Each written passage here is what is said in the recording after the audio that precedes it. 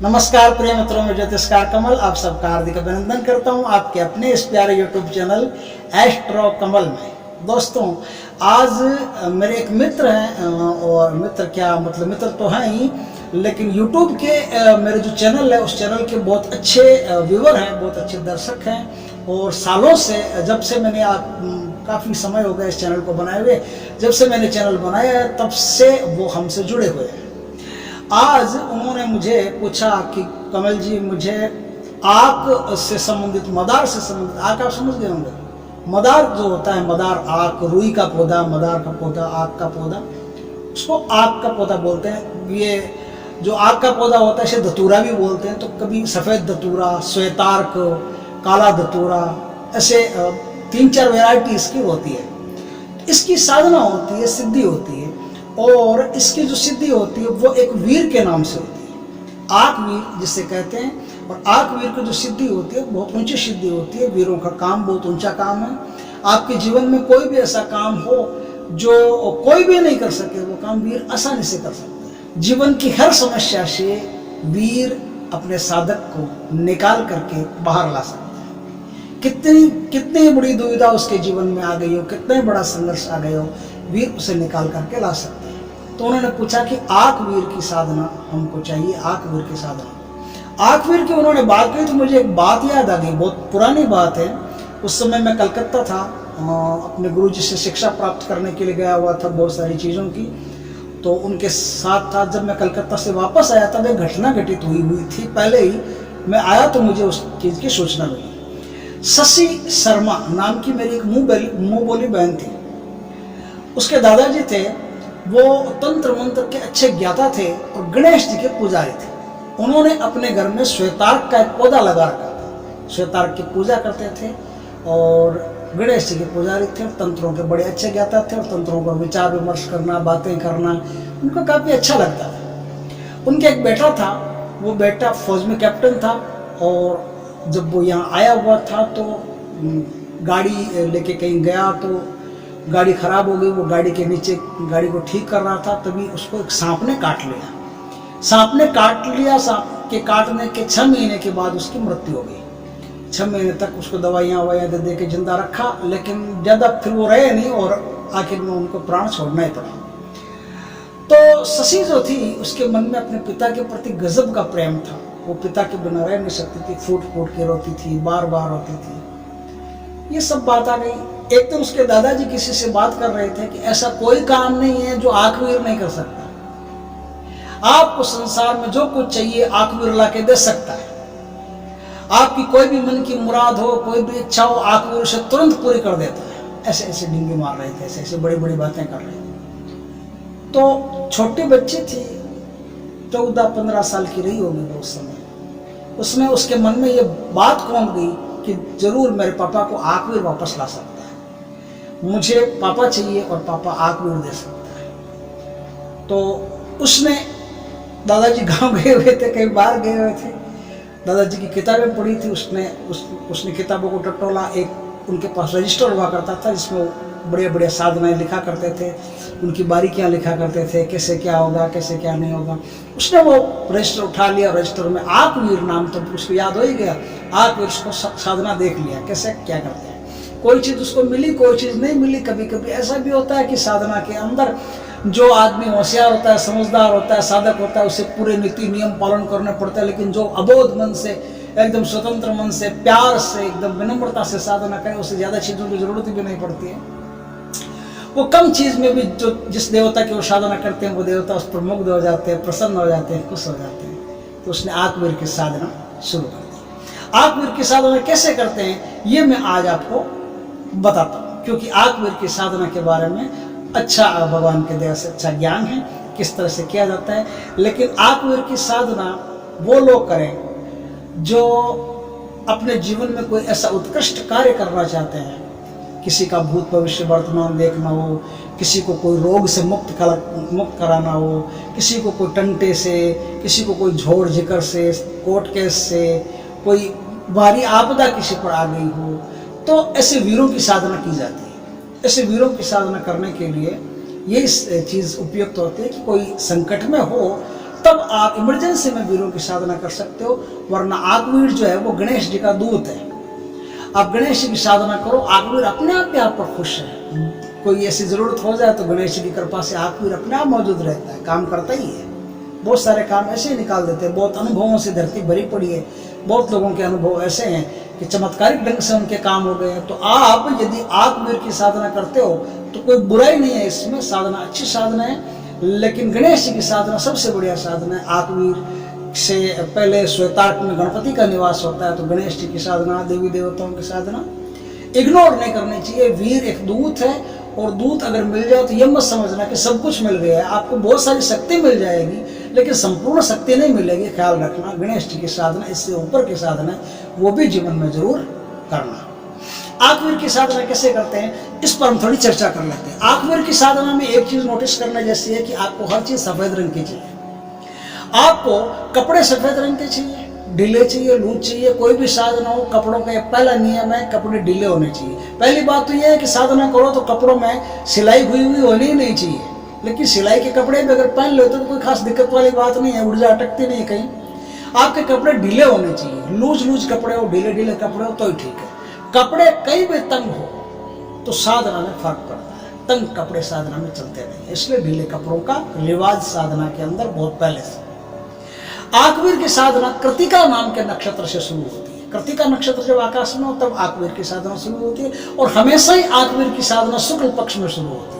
आगवीर की साधना दो फैकल्टी में शुरू होती है। पहली फैकल्टी ऐसी है कि आपको दिन में आगवीर की पूजा करनी पड़ेगी। दिन में जो सूर्योदय होता है उस समय, या दिन में कोई भी शुभ मुहूर्त हो उस समय, जो आँख है आपके पास, श्वेतार्क जो कुछ भी बनाया हुआ है आपने, जो श्वेतार्क जो भी आप लेके आए हैं, उसकी वास्तु पूजा करो, उसका पवित्रीकरण करो, उसका कोई हवन ववन भी कर सकते हो वहाँ, तो वो करो। मतलब क्या है, कुल मिला के बात ऐसी है कि जहाँ आँख होता है ना, वह प्रेतात्माएं भी आकर्षित होती है। जहाँ आँख होता है वह दैत्य भी आकर्षित होते हैं। जहाँ आँख होता है वह देवता भी आकर्षित होते हैं। तो आप पवित्रीकरण करने से, वास्तु पूजन करने से, गणपति पूजन करने से, मातृका पूजन करने से, ये सब क्या होता है कि ऐसा दिक्पाल पूजन, ये सब करने से क्या होता है कि जो आसुरी शक्तियाँ रहती है ना, वो वहाँ से छोड़ करके भाग जाती है, पर वो नहीं रहती। जब भी कोई देवी देवताओं की पूजा करता है तो वहाँ आसुरी संपदा नहीं रहती, वहाँ दैविक संपदा ही रहती है। इसलिए दिन के अंदर आपको ये काम करना है, और रात के 9 बजे से ये साधना शुरू होती है। तो 9 बजे से साधना शुरू होती है, उस समय आपको ये साधना करनी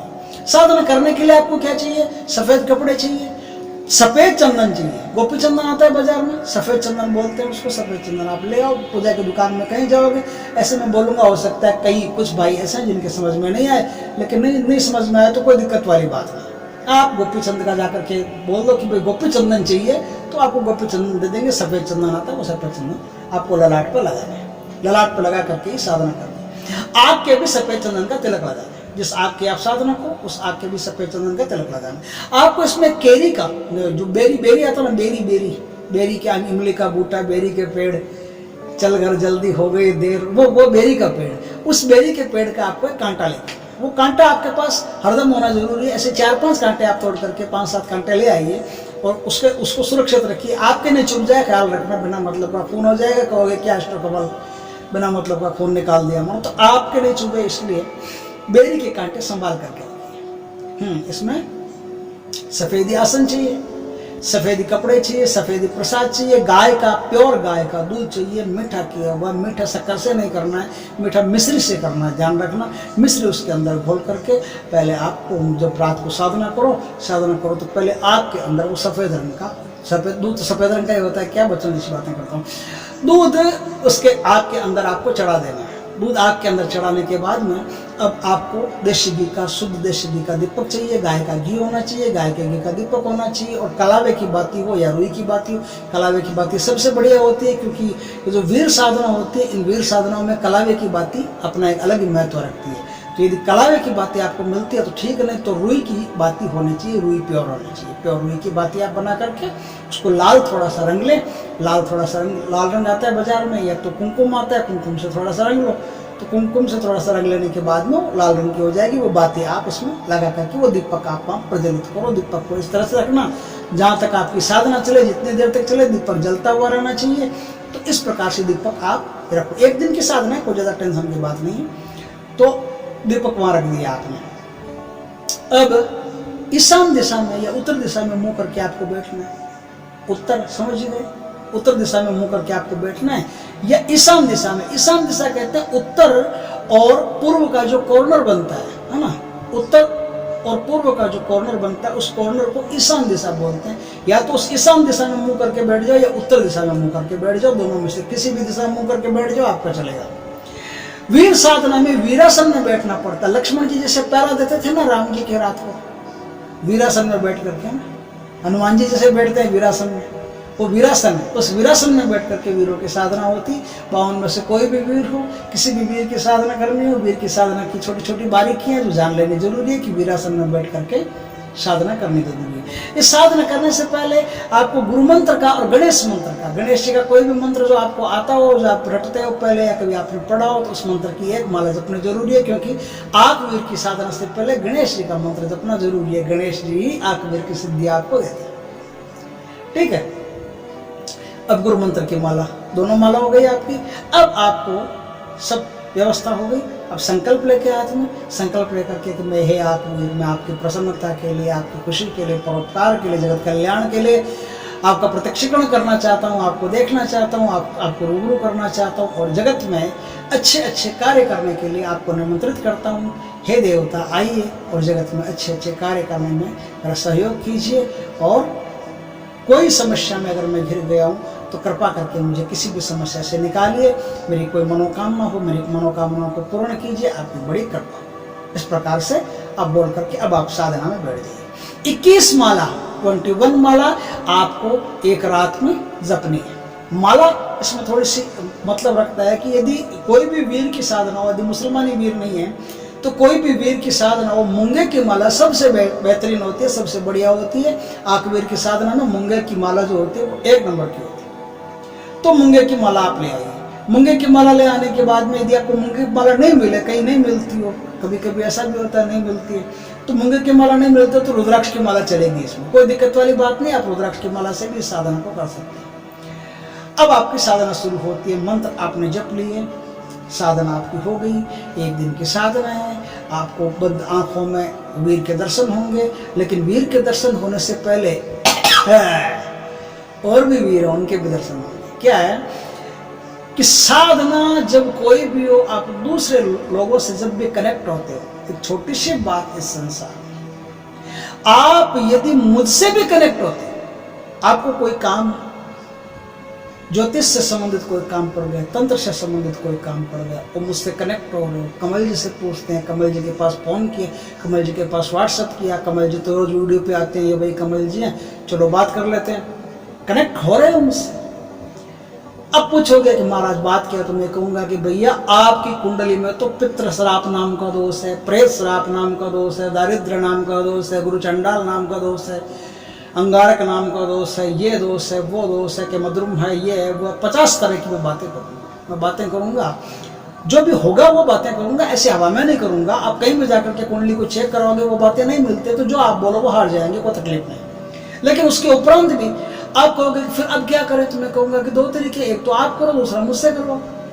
या तो आप किसी जानकार से करवाओ, या तो किसी विद्वान से करवाओ। मुझसे करवाओ का सवाल नहीं है, आप किसी भी विद्वान से करवाओ या किसी जानकार से करवाओ, या खुद करो, आता है तो आप तरीका पूछोगे, मैं तरीका बता दूंगा। तरीका बताने के बाद में आप कहोगे कि महाराज कितने रुपए होंगे, मैं कहूँगा भाई मैं करूँगा तो 16,000 रुपये लूँगा, आप करो तो फ्री में हो जाएगा, मंत्र मैं दे दूंगा, मेरी जो फीस बनती है वो आप फीस दे देना, कंसल्टेंसी फीस दे देना, काम हो जाएगा। तो बोला नहीं, करवाना तो आपसे ही है, लेकिन बाद में करवाएंगे। अगर नए हो दिल हिलेगा, नए हो कनेक्टिविटी होगी नहीं, नए हो कुछ भय उत्पन्न होगा बीच में कि कोई पैसा वैसे डकार गए तो काम हुआ नहीं तो क्या होगा, हमारा पैसा भी चला जाएगा। कनेक्टिविटी होती नहीं है। मुझे रोज देखते हो, मुझसे रोज बातें करते हो, मैं आपके सामने आता हूँ, अच्छे अच्छे वीडियो लाता हूँ, आपके लिए मेहनत करता हूँ, आपके उज्जवल भविष्य की कामना करता हूँ, लेकिन इतने के बाद भी यकीन नहीं होता। अच्छा मैं तो दूर की चीज हूँ, अपने बेटे पर यकीन नहीं होता, बेटे को बाप पर यकीन नहीं होता, यकीन होता नहीं। ये कनेक्टिविटी है जो होती नहीं, टूट जाती है बार बार। तो भैया देवताओं से कनेक्टिविटी इतनी आसानी से कैसे हो सकती है? देवता, दैत्य, यक्ष, गंधर्व, पितृ, कोई भी हो, कनेक्टिविटी इतनी आसानी से होती नहीं है, डर बीच में पैदा होता है। जब भी आप आकवीर की सिद्धि करोगे, आकवीर आएगा, आकवीर के आने से पहले डर आएगा, और उस डर को आपने पार कर लिया तो डर के बाद की जो दुनिया है वो सफलता की दुनिया है। एक छोटी सी बात नमूने के तौर पर आप याद रखना, इस जीवन में जब भी आप प्रोग्रेस करना चाहते हो, याद रखना आपको इस दुनिया में पीछे रखने वाली एक ही चीज है, उसका नाम है डर।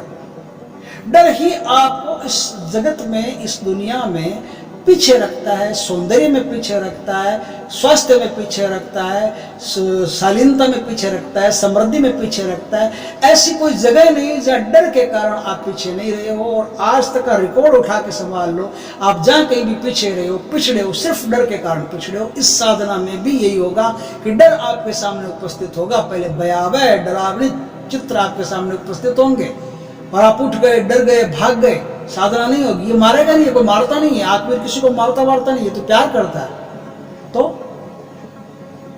अगर आप डरे नहीं, हिम्मत रखी, आकवीर आपके सामने प्रकट हो गया, वरदान दिया आपके बल्ले बल्ले, फिर सब ठीक है। बल्ले बल्ले का मतलब आप इस संसार में कोई भी अच्छा कार्य कर सकते हो, उस हर अच्छे कार्य में आकवीर आपका साथ देगा और आपको हर काम में सफलता मिलेगी।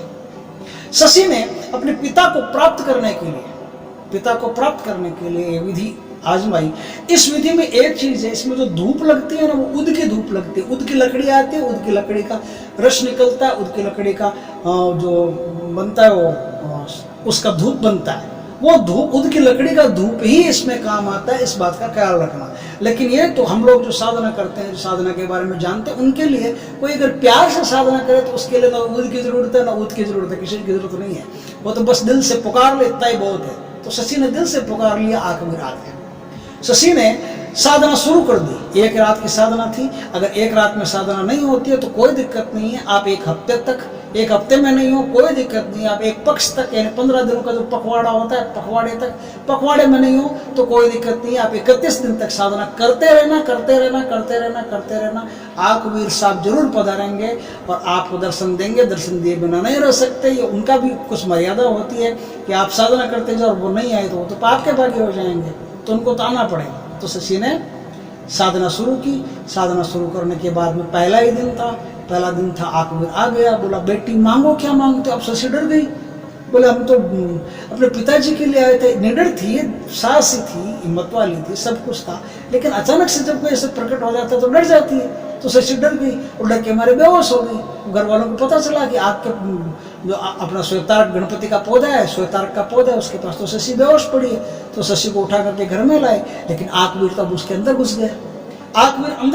मैं दूसरे दिन कलकत्ता से वापस आया था, तब मैंने देखा कि बात क्या, दादाजी भी आ गए थे। अब वो बात कर रहे हैं, बात कोई नहीं कर रहा, शशि बोल ही नहीं रही। डॉक्टर आ गए, सब ने चेक कर लिया, बोले कोई बीमारी नहीं लग रही, सब कुछ तो ठीक लग रहा है, लेकिन ये बोल क्यों नहीं, इसका तो जबान ही बंद हो गई, सब कुछ बंद हो गया।